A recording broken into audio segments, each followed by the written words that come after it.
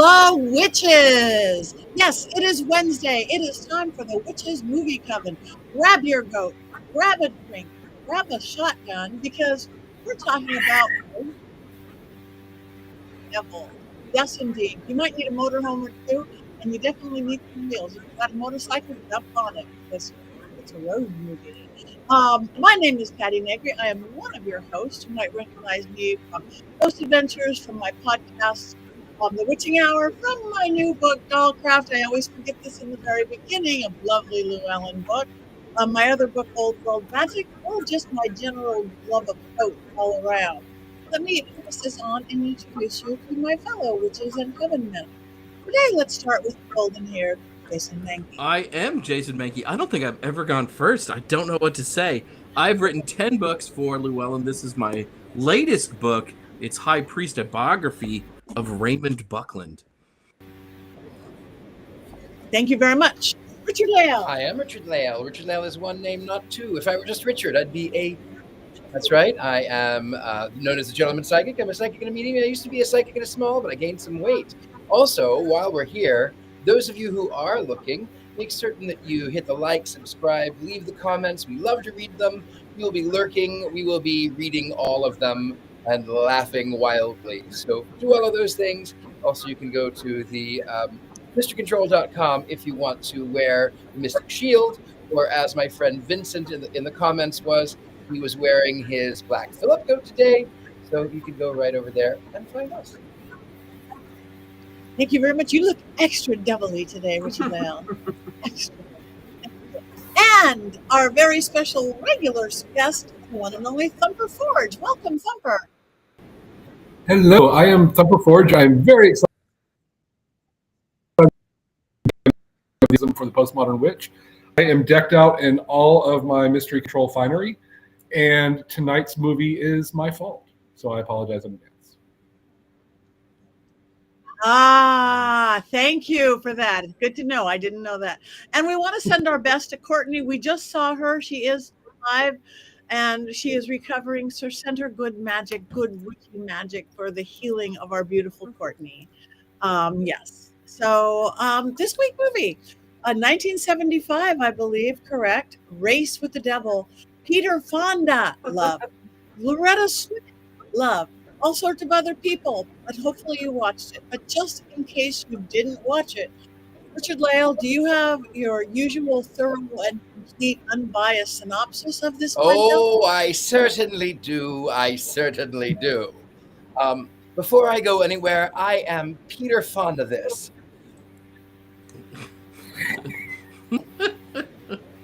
Anyway, Race with the Devil. It starts off like an episode of oh goodness, what was that game show in the 70s? The Price is Right. A brand new 1974 motorhome with shag carpeting, faux wood paneling, a bunk for the kids, and a brand new microwave. State of the art. This two couples go on holiday together. And they decide, I've gone to Wally World. I've gone to all of these other places. I even went to Korea, Loretta Swit. I've gone to these places. But you know where I haven't gone? Someplace really, really, really exists. Because there's nothing more exciting than the middle of rural Texas. So they go camping. Everyone try. Oh, sorry. I was just saying that. Yeah, it's not me. So anyway, I read everything I see. That's a quote, Jason Mankey. Can you hear me? Oh, yes. Yes, I love it. Okay. We can screw with you now. You read everything you see. I love it. Anyway, so these four couples go on this holiday, this grand holiday in a Winnebago, because nothing says class like Winnebago. They end up in the middle of Texas, and everything is great. They're riding their motorcycles, and the girls are at home in the camper, and the guys are out. And the guys witness satanic witches doing a satanic witch ritual. And you wouldn't know that they were satanic, excepting the fact that they're all dressed in black, and they're chanting, and then, of course, there is that whole sacrifice thing. So anyway, these four lucky contestants decide that they are going to escape these satanic witches. And lo and behold, these satanic witches are far reaching. So they have, first of all, there are snakes. There are mother effing snakes in the mother effing motorhome. And I'm tired of all of these mother effing snakes in this mother effing motorhome. Anyway, so that's a real threat. But meanwhile, as they're escaping these satanic witches, they find a note that tells them that that everything they have had is going to come back upon them. Ooh, scary stuff, right? And then they find out that these satanic witches have infiltrated every aspect of rural Texas life, from the DOT to the sheriff to the lady at the library to random tourist at a cheap roadside motel. They're all satanic witches, because we satanic witches have so much influence in Texas. So much influence. Meanwhile, they could have been killed at any moment, since we have so much influence and we are literally everywhere. We are coming into your neighborhoods. We're just going to drive our cars in the road and go to libraries and reshelve books. That's what we do. Meanwhile, they could have been ended at any moment, but no. They had to be toyed with and played with. And then these people decide to drive their motorhome all the way back to the rural space to avoid all of these satanic people. They have to go to more and more into the wilderness. So they drive literally into the ring of fire. The end. The end. That's it. The end.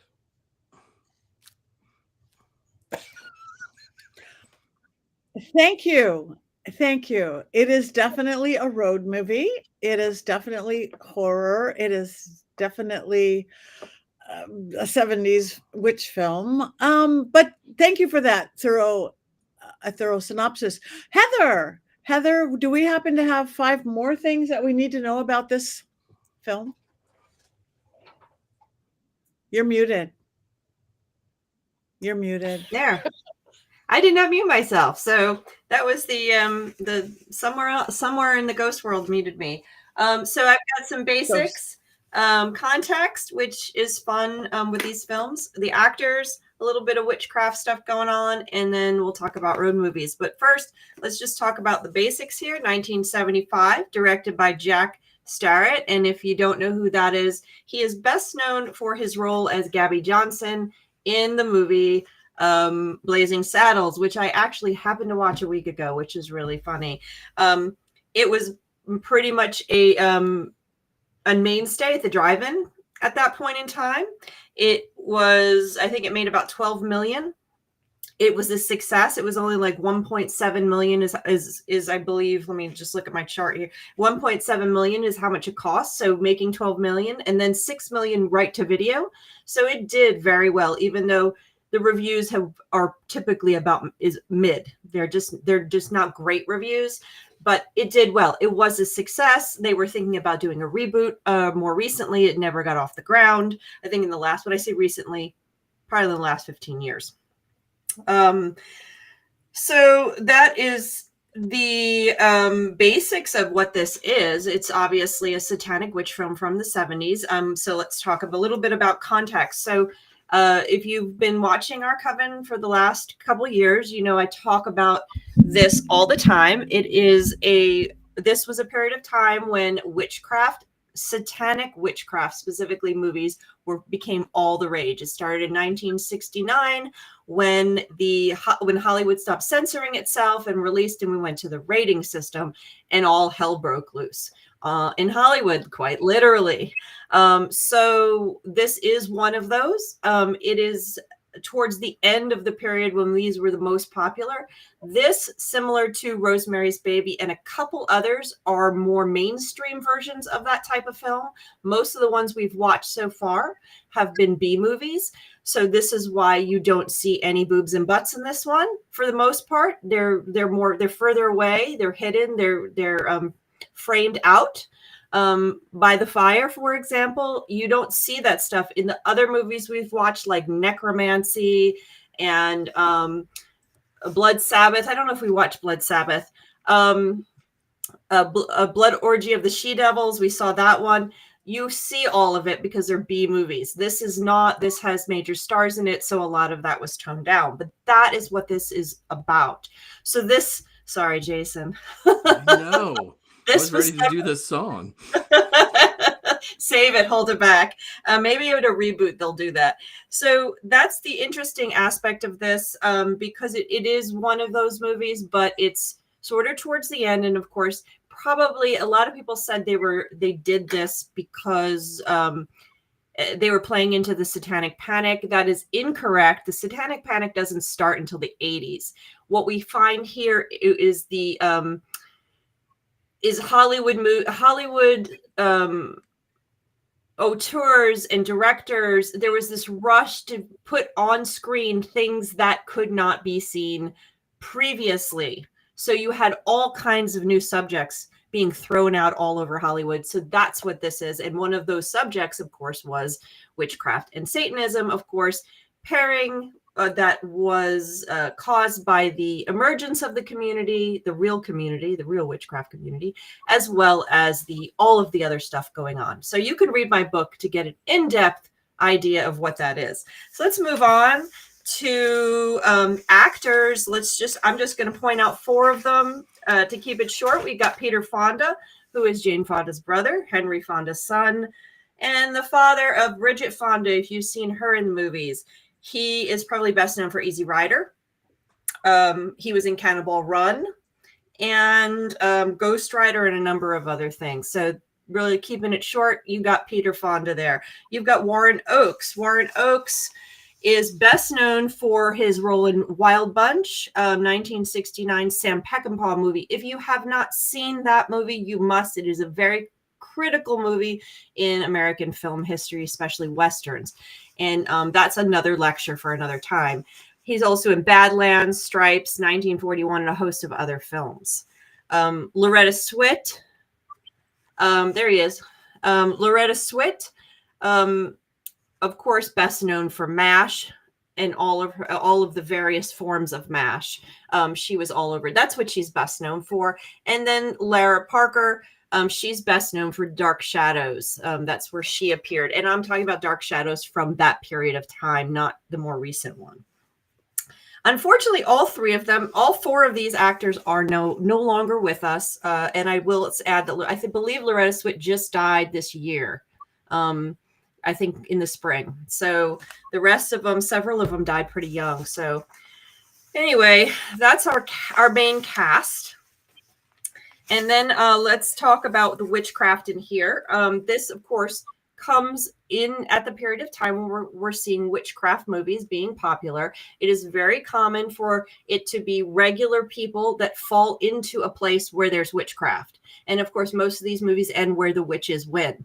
And we see that happens here. This is pretty standard for these type of movies. And we do get instances of witchcraft being mentioned in here, and some of it feels not real. I hate to say that, but there is some mention where there are ties. You heard them say, "So mote it be." You heard them say, "Any evil you cause will be returned to you ninefold. So mote it be," was what it said. That they use the word runes. They say full moon and high priest. So they're using bits and pieces. It was suggested, in fact, the director suggested that he had hired real Satanists to be the Satanists in the movie. Loretta Swit said that was absolutely ridiculous. Although everybody she said everybody. Let me see if but all of those Texans can be little devils. I think Thumper could probably let us know if that's true or not.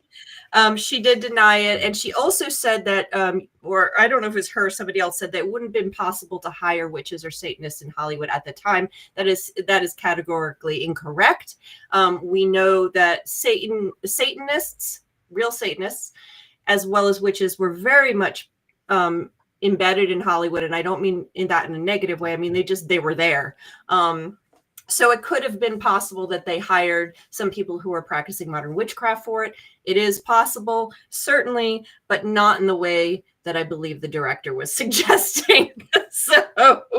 And they also, again, this was not the Satanic Panic. He wasn't saying it. Someone suggested it's because he was playing it again into the Satanic Panic. He was not, because it wasn't the Satanic Panic. But it was, if he said it, definitely for promotional reasons. That would have been the appeal. So I think Jason's going to talk more about the letter in a bit. You can do that in a minute. Let me finish up, and because I think there's a little more to it, right? Yes, there's a little more to it. So I'll let you go ahead and move on with that, and I'll go to number 5, which is going to be road trip movies. And I think this is super fun. This is a little off the beaten path because it's not witchcraft related, but it's important to kind of in these road movies, the vehicle almost is another character, of course. And in fact, the RV here, the shots of the RV where it's falling apart in various places, those scenes were used as stock footage in the TV show Fall Guy in the 80s, this movie, which is kind of neat. But I'm going to just give you a sense of these road trip movies. I'm sure everybody has ones they loved. Have been going on since the beginning of Hollywood. Cars have been around since Hollywood has been around. And so you get a car and you go on a road trip. Some of the oldest ones are Happen One Night, which is a fantastic movie. If I haven't seen it, Claude Covert. And then Grapes of Wrath is from the 40s, another good one. You have Bonnie and Clyde and Easy Rider, I already mentioned, both road trip movies from the 60s. You have, of course, one of my all-time favorite road trip movies, The Muppet Movie. Let me tell you, that's my childhood right there. Is that and the Studebaker. That's all I needed to know. Cannonball Run, National Lampoon's Vacation. Did we just see a shot of that, I believe? Another one. Thelma and Louise, for all the ladies out there that want to go on a road trip. Most road trip movies have guys in them. Thelma and Louise is not. National Born Killers from the 90s. Oh Brother, Where Art Thou is considered a road movie. Moana is considered a road movie when I was looking at lists, and I'm like, okay, yeah, sort of. We're the Millers. And I just watched an interesting movie. It's not my favorite movie. It's not greatest issues, but it's called Band on the Run. It's about a Detroit band that's trying to get to South by Southwest, another place in Texas. It's an indie film that's just come out. It's in the last year. And then for something a little different, I want to tell you about a really great documentary road movie. This is a documentary called, what's it called? Magic Trip. And it is really great. Magic Trip, Ken Kenzie's Search for a Cool Place. It's from 2011. It's about the magic bus ride across the country. And that is a documentary, but it is a fantastic road movie. So I bet you guys have favorite road movies too, because everybody does. There's some really great ones out there. Tell me what your favorite road movies are. Wizard of Oz. Mine was. Wizard of Oz is not really it has to have a car. Yellow Brick Road. They're following the Yellow Brick Road. You're not in a car. She meets everybody on the Yellow Brick Road. Okay. I'll that's good. Mine was, and it just affected me however I saw it, and it makes me scared of trucks on the road, was the Dennis Weaver one. I think somebody said that was called Duel. It's called Duel. So that, I think it stayed with me for months. And even now, city driving doesn't scare me at all. Crazy traffic doesn't scare me. When I'm on some road when you haven't seen another car in 2 hours and you see a truck coming up, tears the pants off me even today. So that's fine. Yeah. The Blues Brothers, that's probably a road movie. Yeah. That's a road trip movie. Yeah. Absolutely. I have two favorites. Oceana said Tu Wong Fu, which actually is my number one favorite road film. But the other favorite that I have is from the 70s, and it's called simply The Car. And it was parodied even on Futurama, where he's a werecar. Bender turns into a car and haunts, and he's got this certain distinct honk. Those are great. One that is awful, but also kind of good, is called The Tire, which it's a rogue tire that it's like from 1998 or something. This rogue tire in a small Western Texas town is plaguing people and rolling them over and then somehow unaliving them where the rubber hits the road. It's bad, but I love it. Mm. Anybody else? Movies? We got a bunch being laid here. Thank you guys, everybody in the chat room. Melissa and Colin, Jeepers Creepers is nice. Two Lane Press. Like, we just like cars. Is that the American culture thing? And Priscilla Queen of the Desert's Australian, but I was going to say Priscilla Queen of the Desert is To Wong Fu. Thanks for Everything, Julie Newmar. It's the same film. One's Australian, one's the U.S. So if you like one, see the other one because they're great. But yeah, and during the 70s, there was a lot of attention on cars and stuff. That was a big thing. So there's a bunch that are kind of in the 70s. Thumper, I guess this is probably your favorite road movie. This is. I've been kind of quiet because my connection is spotty, so I didn't want to jinx anything. But no, for a road trip movie, this is my favorite. Definitely To Wong Fu and Adventures of Priscilla are up there as well. Somebody mentioned Mad Max, which is I think falls into the genre. Because of just my age, National Lampoon's Vacation is my all-time favorite road trip movie. That is the one that just nothing compares to that. I don't know that it was inspired by Race with the Devil, but I like to think it was.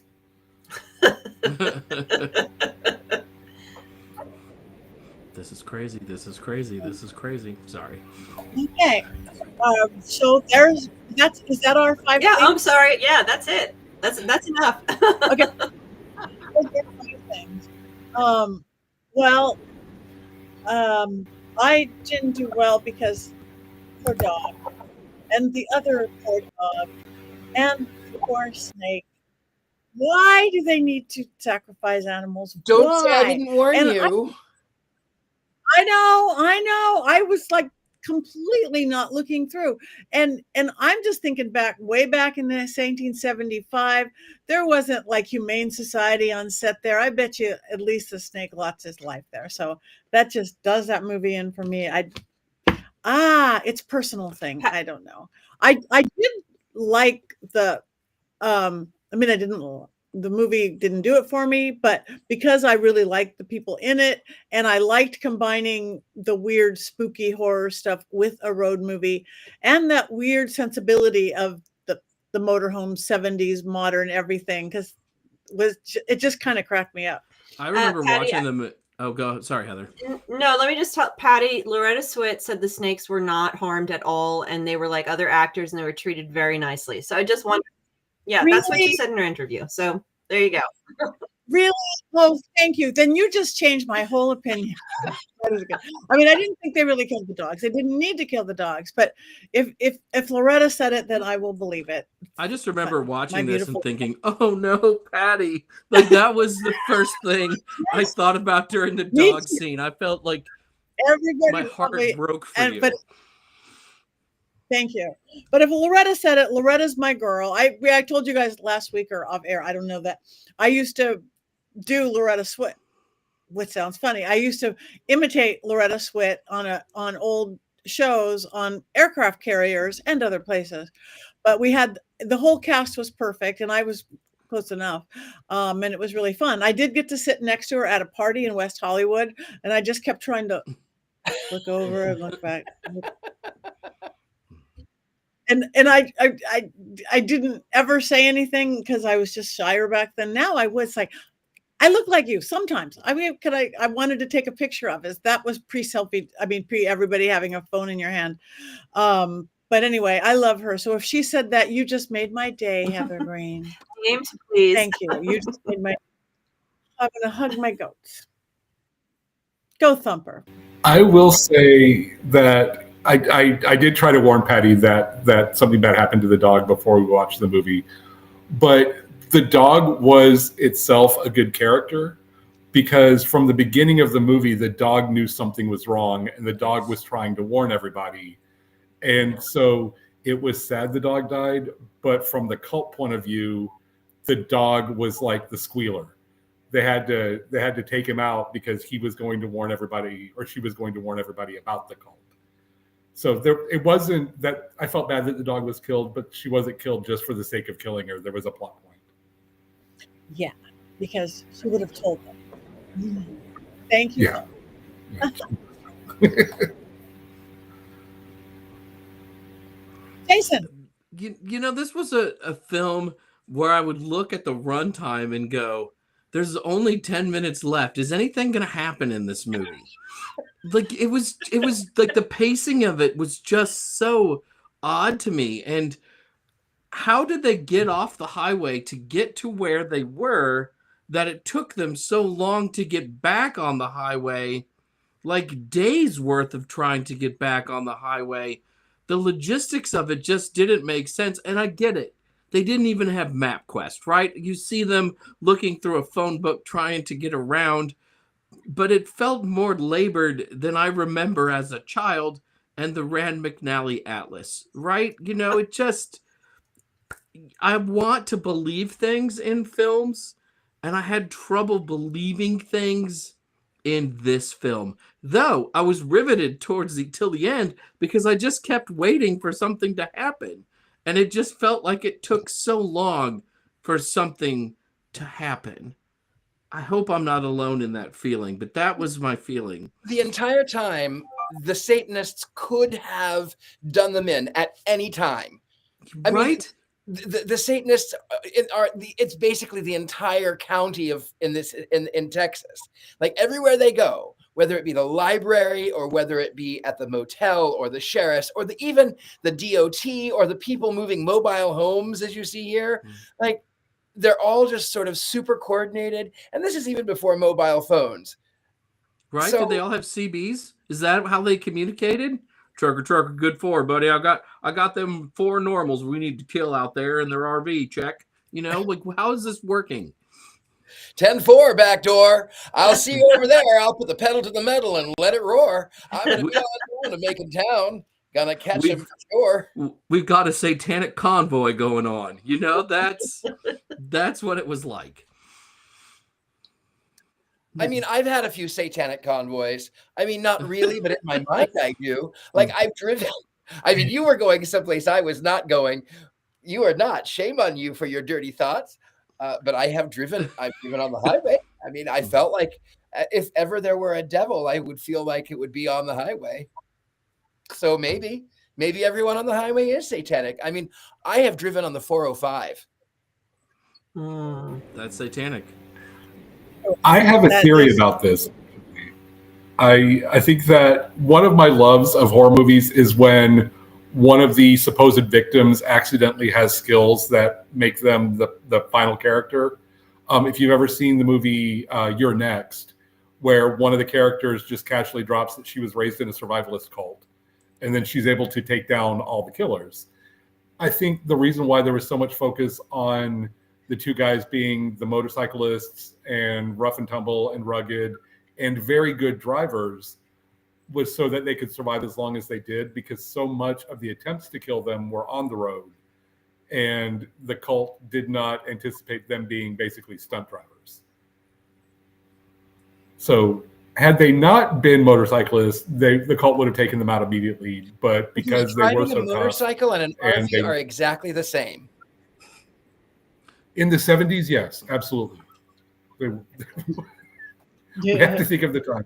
But I think that was why so much effort was put into how they were at the beginning, to show that they had the metal to survive all the various attempts on them. I just kept waiting for them to get the motorcycles out and do cool things on the motorcycles. This is the era of Evel Knievel, who was a famous motorcycle stunt person. For all of you who are much younger and would not know who that person is. And we never got that, though, right? I mean, they were just there the whole time. Like, do you know how fast a motorcycle is? You gas that up, and then you get to Amarillo. Fast, right? Like, how hard would that have been to do? They have 2 motorcycles. They could have abandoned the RV, yes, gotten on those motorcycles, and they could have gone even through the desert on those motorcycles. They get great gas mileage, even back in the 70s. Problem solved. Yeah. They could have. I did think that the motorcycle in the beginning, I guess you're probably right, Thumper, showing how good they were. I was getting bored. That was just way too much dirt biking Yeah. for a not dirt bike person. It was a lot of padding in the film, I think. Let's extend the runtime by showing Peter Fonda on a motorcycle. It will make you think of Easy Rider, so you'll be much happier with this movie. Yep. And you'll pretend you're somewhere else. And I think that is exactly, for me, what you just said, I believe, is exactly the way I felt this. I felt like they said, okay, we want to make a Peter Fonda vehicle. Let's get an Easy Rider guy in here. Let's do a little Easy Rider thing. Let's do, these road trip movies are really cool. We're going to have a road trip movie. Oh, Satanic movies are really cool. How can we blend that?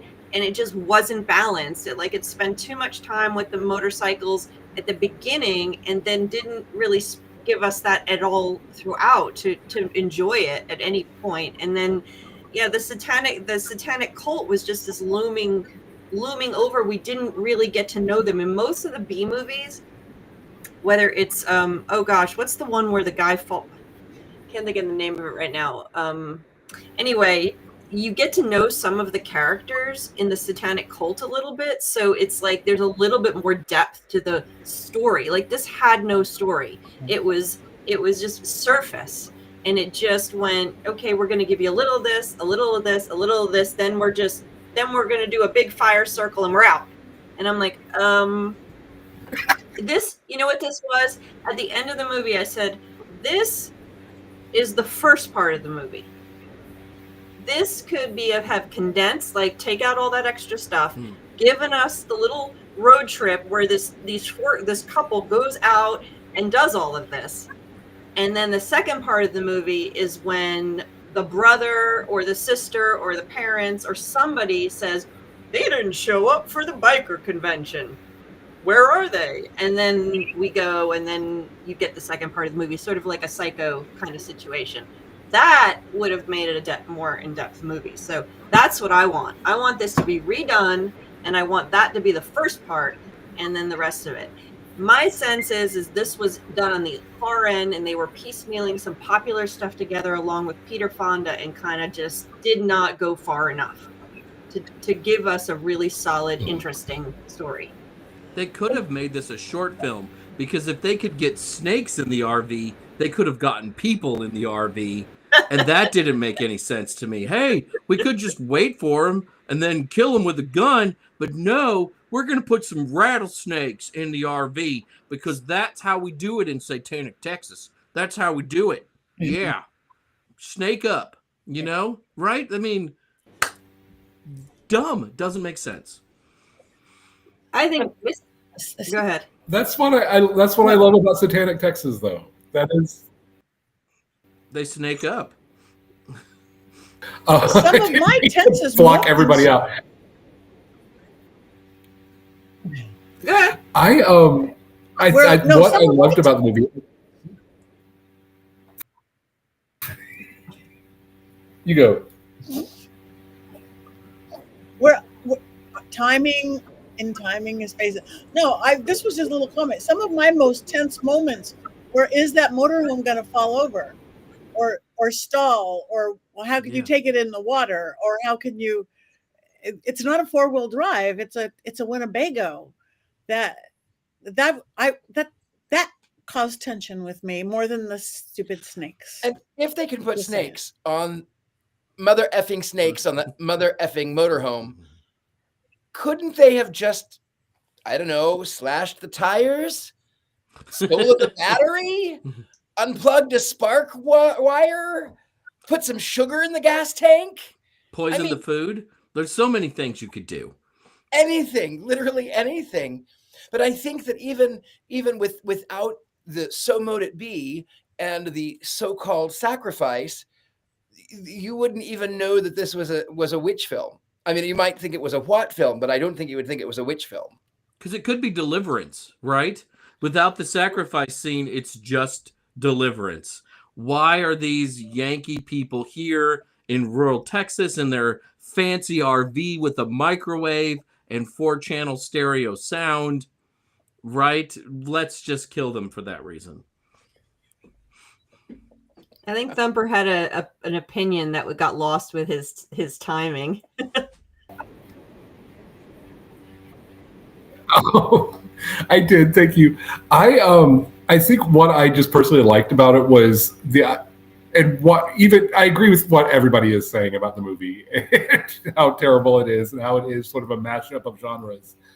But I loved the idea that you could never really tell, unless they were getting like chased by wrecking trucks, who was in the cult and who wasn't. And can we trust anyone at all? Can we trust the guy who we asked if we could borrow his phone? The phone doesn't work. Does it not work because we're in rural Texas, or does it not work because we're in Satanic Texas? I think the rattlesnakes made sense to me in terms of, hey, what happened to the people of Winnebago? Oh, some snakes got in there. You know what happens when the city slickers come out here? They don't lock the door and the snakes get in. It would have been a lot of the attempts on their lives would have been kind of plausible. Slashing the tires would have worked too. The Winnebago lost control, but I just always really appreciated that there was no way to know if they could ever trust anyone, even when they made it out of rural Texas. You know, what got them in the end was complacency, and I liked that. I'm going to tell you what got him in the end. No, actually. Speaking of Texas, I wanted to say there are two things that come from Texas. Steers and all my exes live in Texas. You thought I was going queer, didn't you? So, Thumper, have you seen the movie The Naked Witch? This is another. The Naked Witch? This is another Texas witch in Texas movie. I figured, you being from Texas, you would have seen this movie. You will. I have not. I will be looking it up immediately. I'll have to give you a link. It's not easy to find because it's an early 60s movie that we sometime will have to watch it on here. But this is another waking 300-year-old witch in Texas. I can't remember what town right at the top of my head, but she wakes back up and goes on a murder streak. So gotta get up with this witch movie. There's so many witches in Texas. All I can say is that satanic witches in Texas are very unattractive. Yes. They cast the least attractive people, except for the four, normies, whatever they wanted to call them. They just were ugly. They really were deliverance witches, right? I mean, they just weren't attractive. It was very sad. They were not attractive. I mean, I understand country people. You're not in Hollywood anymore. You're not whatever. I travel a lot, but they went out of their way to cast this unattractive. Probably on purpose, I would think, because they're trying to create that country environment, So, Heather, how many movies have like witches in deeply like now red southern states worshiping the devil like this film? I think more than isn't that an anomaly, or is it more common? No, it's common, especially when you start talking about voodoo films and hoodoo films are going to be very common with that, more common with that, just because of the perceptions. And then you have all the Southern Gothic, Southern horror films have all that kind of stuff too. And they'll be, you'll get the ones from New Orleans or get the ones from Beautiful Creatures was Southern. So yeah, there's a mystique about the South. Maybe not so much Texas, because Texas has a different mystique than the South where I am and then where Richard-Lael is. There's a mystique about especially the coastal South that is very magical. So you'll get a lot of stuff. It's a different type of thing. Texas is you don't see a lot of Texas witch movies. There is a movie where It'll Take Me a Minute, Resurrection, where I believe at the end of the movie, she ends up in Texas, but I don't believe she starts there. And I'd have to find out if she starts there. But there's very few witch movies that I can think of that actually formally take place in Texas, it doesn't have the magical mystique the same way as the rest of the South does. Right. Yeah. I want to know from you, send it back over to you. What is with the letter? You said you have a little bit more on that. So if we could put the letter back up, the letter is really fascinating because while I was watching the film and that shows up, you see the script at the bottom. Those are not runes. That is Theban script, which dates back to 1518 and then was popularized in the 3 books of occult philosophy by Heinrich Cornelius Agrippa. And sometimes that particular alphabet is known as the witches' alphabet, especially because a lot of early Gardnerian witches, people who studied with Gerald Gardner and stuff, used that particular alphabet when doing magical things. So I thought it was pretty cool that they used Theban, because like we think of runes, that's much more common than Theban script, and they used Theban. What I don't get about this note, though, is the returns 9-fold, which is really different because most witches would say it returns to you 3-fold. That's the 3-fold law of return, which was actually popularized by Raymond Buckland, whom you can read more about in High Priest. Raymond Buckland, the father. Satanic witches. Yeah, so like maybe it's just more intense because they're Right? satanic witches. Right. Like if we were just Gardnerian witches and loving nature, then where's the drama? it just goes to 3. This one goes to 9. It goes to 9. That's how our 3-fold is. It goes to 9. Spinal Tap 2 now in theaters everywhere. So could you read that rune Theban script? Could any of us read that? You could. You could. I can't read Theban. I just recognized it, is all. I have the alphabet. I'm working on a book that's about reading grimoire texts, and we have several guides to a lot of these magical old scripts, and Theban is one of them. Theban's the most common one that appears in the books that I work on. But I have the alphabet. We can, if you send me that image, I can see if it means. It probably doesn't. They probably grabbed it out of one of like the books that you're talking about. They probably just grabbed it out. It's like they grabbed the 2 books that they talk about in the movie. They just grabbed a couple of witchcraft books off the shelf that looked good. We have the images there. They mention the Encyclopedia of Witchcraft and Demonology in Modern Times or something. That's it. That's the one they have. And then the Pictorial History of Magic and the Supernatural. You can actually buy those still. They're classic copies from like Abe Books and stuff like that. But you can't check them out of the library because they're reference materials only. They stay in the reference area. They're very important. You know, I remember going to the library and looking for books like that when I was young and finding those. So when I heard them talking, I looked them up and I was like, oh, I just can remember being young, going to the library and seeing the witchcraft reference books. I'm like, ooh. You know, another thing about this movie is, I swear to you, it's brought to you by KOA Campgrounds. Because before the RV parks for the night, the Peter Fonda character is like, hey, we can go to this campground. They've got a pool and they've got a 5-star restaurant. And there'll be people there and we can hang out and it'll be really nice and really posh. And then the other guy's like, well, we've got this RV. We don't need to go anywhere else. We can just park anywhere and have a great meal. And if they'd just gone to the RV park, none of this would have ever happened. So remember, Race with the Devil brought to you by KOA Campgrounds, because you can't just park your RV anywhere. Perfect. I think of a lot of weird things while I watch these movies. Oh. Oh, no, it's definitely Theban. AI, you are drunk, and I do not trust you. That's most certainly Theban. Yeah. Yeah. I made sure to look it up, which you can get Theban in Buckland's Complete Book of Witchcraft, written by, not me, written by Raymond Buckland. I make nothing if you buy this book. Nothing. Absolutely nothing. So, have we discussed everything there is to discuss about this rogue horror satanic witch movie? Thumper, it's your birthday movie. I want to know why you love this movie so much, really.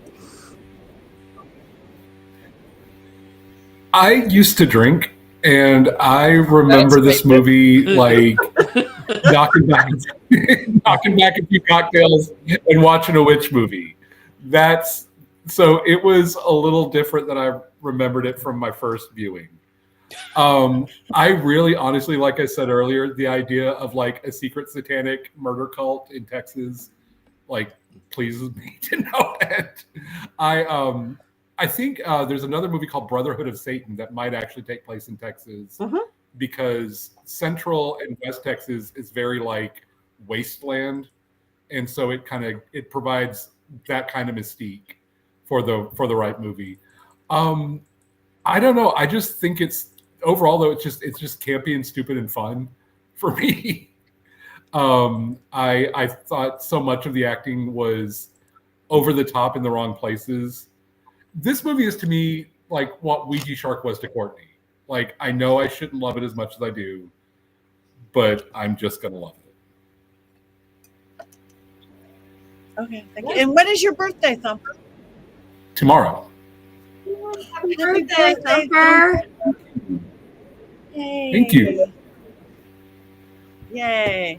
Okay, do we have any quotes on this film? Thumper has. I have. Jason sent one, and I've already lost it. So after I do these, he can jump in. It's in the private chat. Just scroll up. I'm using other people's technologies, and I'm afraid to touch anything because of all the problems I've already had. But somebody asked, a gas station attendant asked Frank what happened to the van with the back window all busted up, and he said, "I don't drive too well when I'm asleep." There was also when somebody at the trailer park or the RV park pointed out that he got plastic instead of wood in the RV, he unreasonably angry went, "Well, plastic is easier to wipe off," and that was a weird, like, a lot. Of course at the library when they take the books, there's the quote about, "Why don't you go put these back on the shelves?" And if I was a small town librarian, I would have lunged over the desk and taken the books. But that whole moment was lovely for me. And my favorite is, "I don't believe a school bus on a Sunday." That was a good line. That was an amazing line. Like Maybe that's why I love the movie. That was the first time the characters showed any awareness as to their situation. But and my favorite line, actually, Jason, do you want to give your line real quick that I can't find? We just put it on the screen if you want to read it from there, or I'll just read. I could do that. Yeah, put it back up, Rob, if you can. Or I'll just say, "I don't want to overload this dinner party with cinnamon," which I want to use going forward in my life. There it is. "I don't want to overload this dinner party with cinnamon." Like that. That's amazing. Then he's like, "I love my wife." That is a wonderful. My wedding anniversary is next week, so I'm going to use that when I go out with my wife. Yeah. Please do. But the best line in the whole movie is when they have finally made it through Fisher and they're on the way to Amarillo and they're down the highway and they've all been through all these people trying to kill them, and Roger says, "Hey, everybody, lighten up. It's all over." And then the flames shoot up around the other. Can I just jump in really quick? I missed there was a conversation about Pumpkinhead, and I just want to shout it out because Pumpkinhead's my favorite horror movie ever. So whoever was talking about that, I don't know, there was a big feed going on, and I couldn't jump in and say anything, but applause to whoever loves Pumpkinhead. Whoever you were, yes, thank you. You made my night. That's it. That's all I got. It was Jason's turn. Thank you. So, Jason, do we have a Mankey movie moment? Of course we do. With a movie like this. So, in the history of this show, I'm very used to being lied to. The first perpetrator I think of is, of course, Courtney Buckley. I'm sad that you're not here, Courtney, but also relieved that I will not be hexed. This movie is good, I promise, Courtney often tells us. And then that movie, of course, turns out to be Ouija Shark or Velocipaster, neither of which are good movies. So Courtney has lied to me a lot over the course of this coven. There are times during the show when I am quite negative towards a film, and during the show, Richard-Lael will also be quite negative In those moments, I think to myself, hey, I've got some backup. This is great. And then by the time we get to Wands Up, Richard-Lael is giving it a big Wands Up to whatever crappy film we just talked about it. Not only do I feel betrayed, I feel lied to. Heather and I both have a huge love of witchcraft history, and often when she's picking movies for us to watch, she'll say something like, this movie was really important in the history of witchcraft in film. And then I'll watch that movie and I'll think to myself, this is as important as the toe jam that once existed between my grandmother's toes, which means, of course, that it's not important at all. And again, I feel lied to.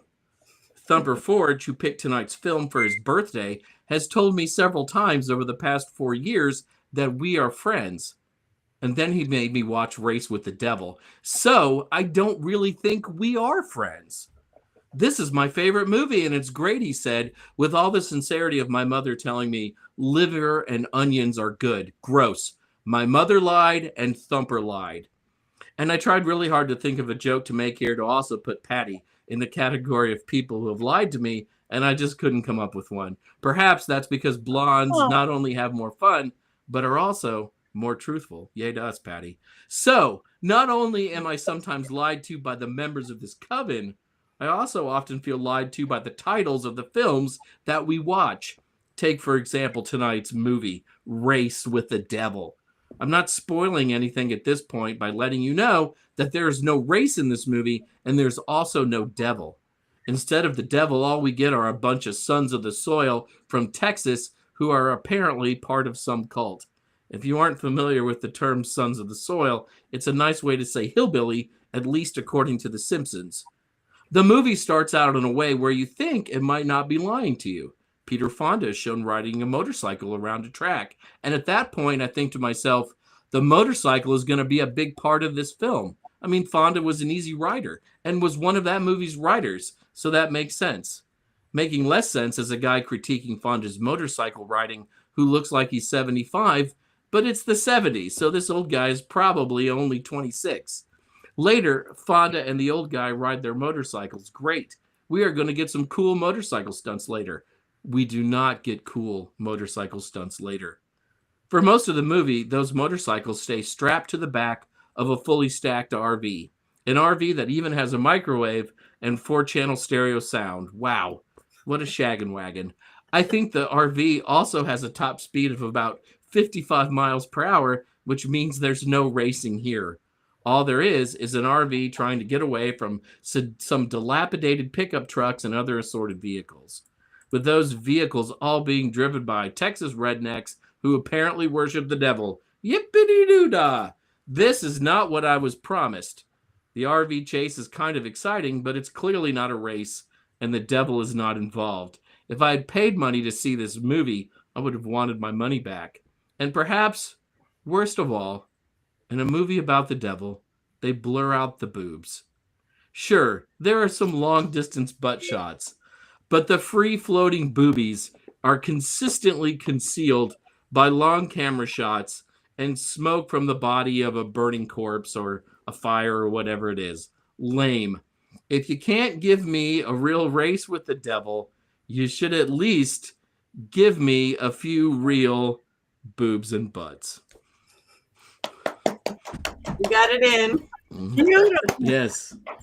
You knew I was going to boobs and butts, Heather. Of course. Oh, boobs yeah. and butts. It's Boobs a and 70s satanic film, of course. That's what you expect, but it wasn't a B film. If they had done it like a B film, it might have actually been better. If they But I had mean, gone the they extra started. mile. They started, and the butts are there, and then there should be a shot of the boobs, and they're like pixelated out almost. And I'm like, did I just get a copy of this film that was made like ready for primetime television or what? Like, I felt so cheated. So cheated. I love 70s boobs. Love them. Whole different Well, kind the of Brotherhood of Satan. All right. The Brotherhood of Satan that Thumper Forge said is his second favorite 70s movie. You've mentioned it a couple times. We might have to get that one on the list just to regain your credibility, right? Well, I think we'll be doing that September 16th. 2026 in honor of Thumper's birthday next year, right? I mean, that makes sense. You can't go anywhere, Thumper. I will say, when I saw the pixelated boobs, I was like, "Oh, I'm going to get in trouble for that. Jason's not going to be pleased." I'm a simple man. I wanted a race, All a right. devil, and boobs and butts, and I didn't get a race, a devil, or boobs with butts. But we got dead Yeah, snakes. we did. But that were not harmed in the making. All right, it is time to vote. Wands up, wands down. So all you fabulous people in the chat room with your great comment, wands up or wands down? And my wand is fighting.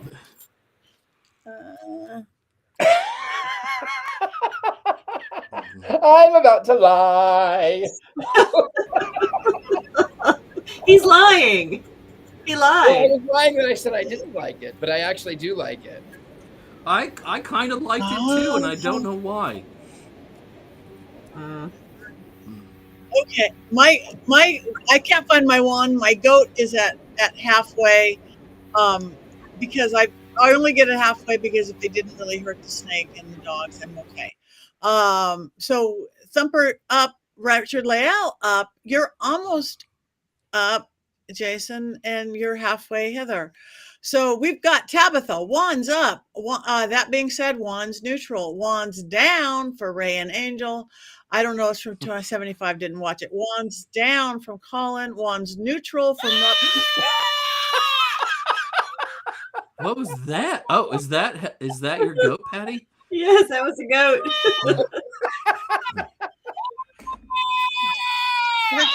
The thing is, it doesn't always turn off. That was one of the best moments the show has ever had. Yeah. Wait, stop.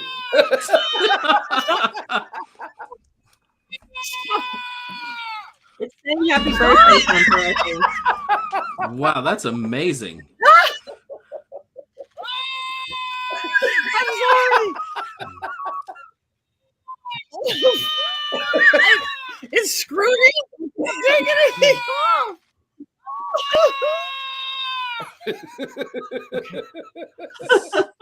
I want one of those so bad. I know. This is the best thing, my best toy. But it has a problem with its on-off switch, just a slight one. And you can't just rip the battery out. It is screwed in. Okay. So we have more. I don't know who wins on this. Who the ups and downs wins on this? It's pretty neutral, I think. Down, don't stop. Don't stop. I did that. The goat votes down. So neutral. We're going to go with neutral. What are we watching next week, everybody? Highlander.